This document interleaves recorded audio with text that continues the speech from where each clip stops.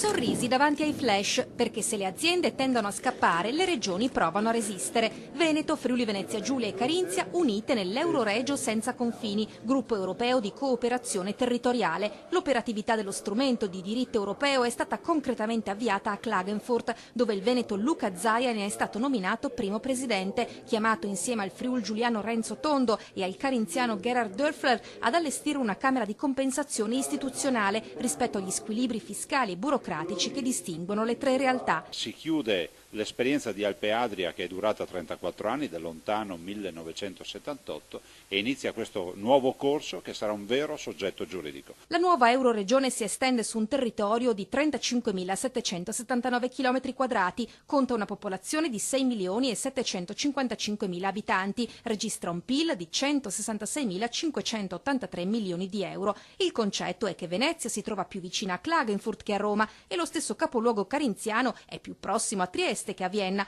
anche se la distanza che da nord-est potrà essere colmata ancora più facilmente è quella con Bruxelles per attingere ai finanziamenti dell'Unione Europea, a cominciare dai primi 400 milioni per il futuro collegamento fra Danzica e Ravenna. La condivisione delle buone pratiche, ma anche la condivisione di progetti strategici, uno per tutti il corridoio Baltico-Adriatico, e la volontà di costruire i nuovi Stati Uniti d'Europa, che non saranno un insieme di stati, ma un insieme di cantoni, ovvero di macro aree presenti in Europa che dialogano tra di loro.